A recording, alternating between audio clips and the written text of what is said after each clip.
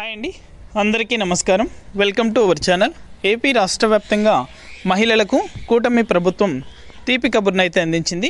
మహిళల ఖాతాలలో క్రిందటి ప్రభుత్వంలో పెండింగ్ ఉన్నటువంటి పథకాలకు సంబంధించి గ్రీన్ సిగ్నల్ అయితే ఇవ్వడం జరిగింది.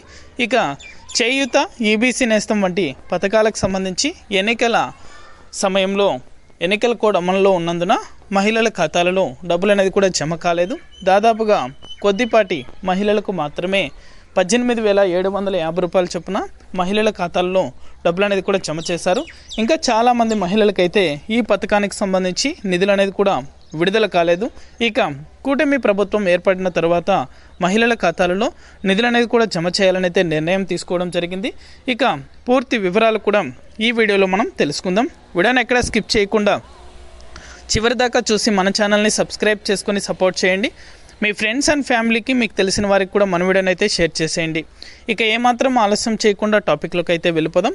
మహిళలు ఎంతగానో ఎదురు చూస్తున్నటువంటి చేయూత, ఈబీసీ నేస్తం పథకాలకు సంబంధించి డబ్బులు అనేది కూడా చాలామందికి అయితే పెండింగ్ అయితే పెట్టడం జరిగింది. ఇక అలా జమ కాని మహిళలు ఎవరైతే ఉన్నారో వారందరికీ కూడా కూటమి ప్రభుత్వం అదిరిపోయే శుభవార్తనైతే తెలిపింది.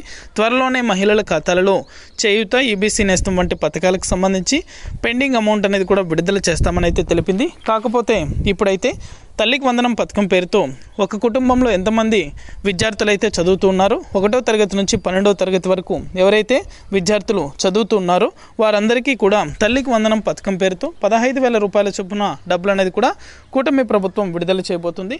ఈ పథకం అనేది కూడా అమలైన తర్వాత నేరుగా చేయూత, ఈబీసీ నేస్తం వంటి పెండింగ్ పథకాలకు సంబంధించి నిధులు అనేది కూడా ఏపీ రాష్ట్ర ప్రభుత్వం విడుదల చేయబోతుంది. దయచేసి వెంటనే కూడా మీ యొక్క బ్యాంకు ఖాతాలు పనిచేస్తున్నాయా లేదా అని అయితే ప్రతి ఒక్కరు కూడా చెక్ చేసుకోండి.